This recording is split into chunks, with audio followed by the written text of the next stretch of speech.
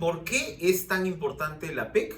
O de repente la pregunta sería, ¿es importante el foro APEC con todos estos feriados, lo que muchos consideran la paralización de la economía, los chicos en clases virtuales para el caso de Lima, Callao y Huaral, esta suerte de pausa, ¿no? De gran pausa que se toma el país esta tercera vez que el foro APEC, la Semana de los Líderes Económicos, se celebra en nuestro país? Van a venir de las 21 economías, porque en APEC no hablamos de países o de naciones, hablamos de economías. Van a venir 16 jefes de las economías de estas 21, ¿no? Las otras van a estar representadas por funcionarios de otros niveles.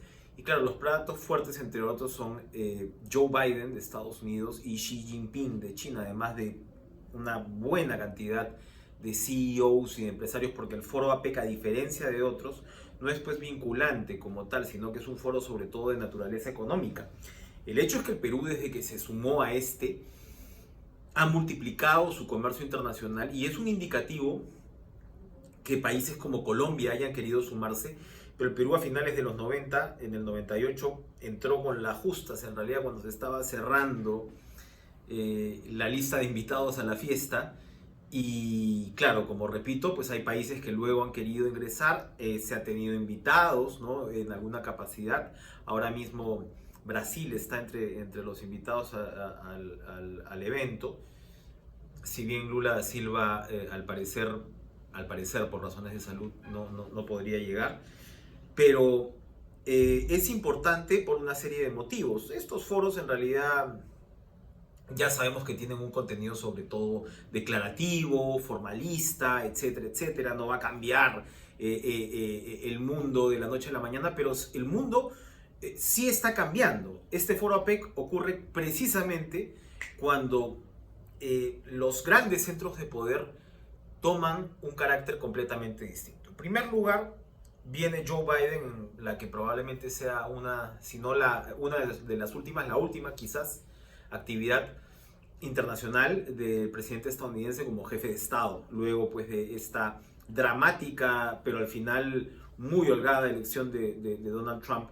como su sucesor. Me hace acordar que en el anterior foro APEC pasó algo similar cuando llegó Barack Obama, en las mismas condiciones, cuando ya Trump había sido, acababa de ser elegido como su sucesor. Y claro, Obama dio varias luces, ¿no? De cómo interpretaba en ese momento lo que su país atravesaba. Seguramente Joe Biden hará lo propio. Él fue también vicepresidente de Obama. Pero lo que representa Trump para lo que significa APEC en particular y el comercio mundial en general, es que Trump está prometiendo una serie de tarifas y de aranceles muy agresivos, que en el caso de las de las importaciones chinas para los Estados Unidos significarían 60%. En el caso de otros países entre 10 y 20%, todavía no se sabe, pero Trump ha dicho que promesas hechas, promesas cumplidas. Así que él reitera que va a tener una política más proteccionista. Y claro, el Perú tiene pues como importante socio comercial, si bien China ya es el principal, a Estados Unidos, y no solamente productos de la minería, sino de la agroexportación, tienen ahí un mercado muy importante. Entonces, por un lado, hay que ver qué cosa es lo que va a ocurrir siendo APEC en realidad un foro que promueve libre comercio y con Estados Unidos aquí presente. Y por el otro lado, por supuesto, la presencia de Xi Jinping en momentos en los cuales se va a inaugurar el puerto de Chancay. Ya se ha dicho mucho, en realidad Caretas dio la primicia que Xi Jinping no iba a asistir por razones de seguridad a la inauguración física, ¿no? Y esto se ha dicho que él no tenía el tiempo para trasladarse por tierra, que no se considera seguro el traslado por tierra y que aparentemente el presidente chino es alérgico, completamente opuesto a subirse a un helicóptero. Y entonces va a haber una inauguración virtual en Palacio de Gobierno. Pero más allá de los protocolos, que sin duda pues tienen una significación particular, lo que ocurre es que se inaugura el puerto que nos va a convertir al Perú en el hub logístico del Pacífico, y eso es indudable. Se habla mucho que si unos tienen, digamos, que si no va a afectar al Callao, que si va o no va a afectar a Chile. El hecho es que el calado, es decir, la capacidad que tiene Chancay para recibir naves de grandísimo tamaño es muy superior.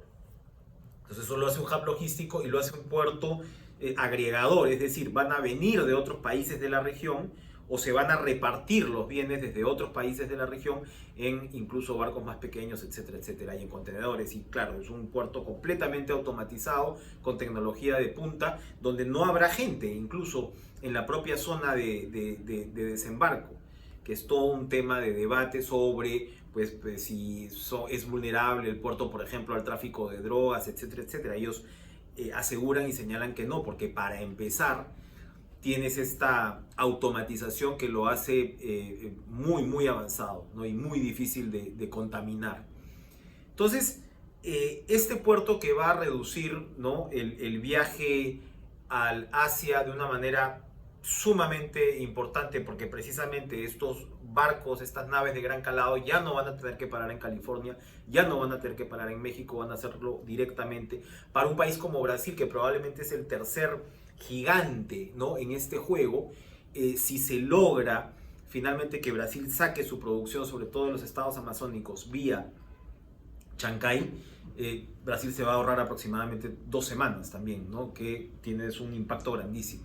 Entonces, mientras ocurre, ¿no?, que probablemente Estados Unidos tenga un acento proteccionista, el Perú abre una ventana hacia el Asia-Pacífico, que es definitivamente la ventana más importante desde la región. Y claro, ahí hay toda una discusión geopolítica, hasta dónde nos podemos aliar con China, etcétera, etcétera, que siempre pues hay que tomar con seriedad y con cuidado. Pero en términos de impacto comercial, si el Perú lo aprovecha, porque esto es todo un universo, con zonas económicas exclusivas donde se está esperando la ley del Congreso para que dé incentivos y, por ejemplo, que se armen autos eléctricos, ¿no?, en la entrada de Chancay, en lo que se va a llamar el Chancay Park, que es un parque industrial, ¿no?, y otro tipo de enseres, pues probablemente estamos hablando de que la famosa industrialización del país, que parecía un concepto completamente obsoleto, pueda tomar un nuevo significado.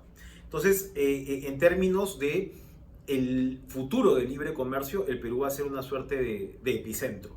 Y eso va a ser bastante interesante de poder ver y seguir. A eso, para terminar, hay que añadirle toda una serie de instrumentos que tienen que ver con acuerdos que el Perú firma con estas 20 economías. En realidad hay que tomar en cuenta que somos una suerte de hermano menor del Asia-Pacífico, donde se pueden ver casos emblemáticos como el de Corea o el de Singapur, naciones que dieron un salto de desarrollo impresionante en poco tiempo, y otros más recientes como Indonesia, que se apresta a ser una de las economías más importantes del mundo, y Malasia. ¿Qué duda cabe que en medio de todo este desbarajuste mundial, el Perú va a mirar y va a integrarse de manera mucho más estrecha al continente asiático?